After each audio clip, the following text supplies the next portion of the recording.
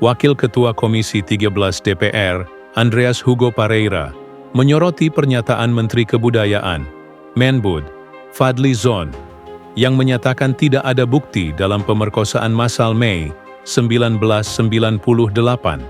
Andreas mengatakan, jangan sekali-kali melupakan sejarah jas merah yang terekam di tanah air.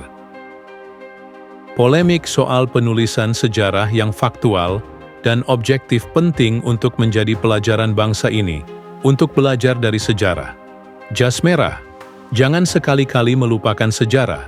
Begitu kata Bung Karno, kata Andreas kepada wartawan, Senin, 16 Juni 2025. Andreas mengatakan, setiap sejarah yang terekam harus dilakukan secara objektif. Ia menyebut peristiwa sejarah tak boleh untuk dimanipulasi atau ditutup-tutupi. Forgive but not forget, kata Nelson Mandela. Kalimat-kalimat yang dikemukakan tokoh-tokoh dunia tersebut tentang peristiwa masa lalu, pahit sekalipun menunjukkan bahwa pentingnya penulisan sejarah yang benar dan objektif untuk menjadi pelajaran bagi bangsa, ujar Andreas. Memanipulasi, menutup-nutupi peristiwa sejarah hari ini sama saja dengan membohongi diri, membohongi bangsa, tambahnya. Andreas menilai peristiwa tersebut terekam oleh media massa dan saksi sejarah. Andreas mengingatkan fakta sejarah jangan ditutupi yang akhirnya menimbulkan kecurigaan. Karena tokoh peristiwa-peristiwa tersebut terekam oleh berbagai media dan saksi sejarah.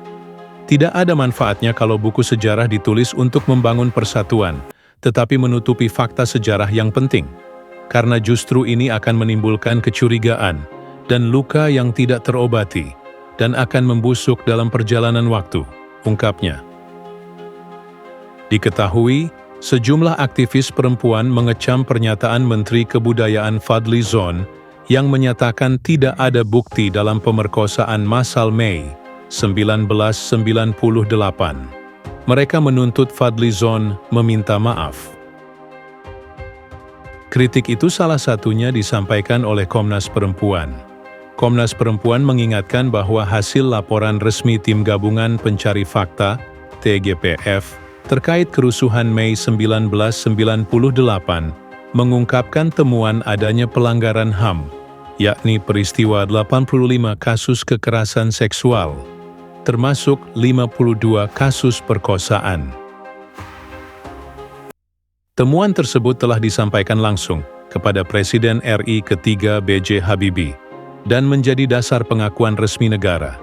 Hal ini kemudian ditindaklanjuti dengan pembentukan Komnas Perempuan melalui Kepres nomor 181 tahun 1998. Komnas Perempuan menyebut penyintas tragedi ini telah lama memikul beban. Oleh karenanya, pernyataan Fadly Zon itu dinilai menyakitkan dan memperpanjang impunitas. Penyintas sudah terlalu lama memikul beban dalam diam. Penyangkalan ini bukan hanya menyakitkan, tapi juga memperpanjang impunitas, ungkap Komisioner Komnas Perempuan, Dahlia Madani, kepada wartawan, Minggu, 15 Juni. Komisioner Yuni Asrianti menambahkan penegasan ini. Dia menyampaikan bahwa pengakuan atas kebenaran merupakan pondasi penting bagi proses pemulihan yang adil dan bermartabat.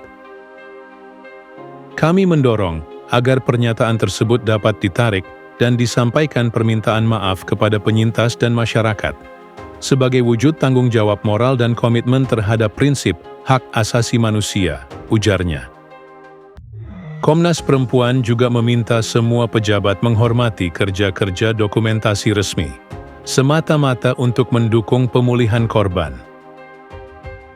Komnas Perempuan menyerukan kepada semua pejabat negara untuk menghormati kerja-kerja pendokumentasian resmi, memegang teguh komitmen HAM, dan mendukung pemulihan korban secara adil dan bermartabat. Imbuh Wakil Ketua Transisi Komnas Perempuan, Sondang Friska Simanjuntak.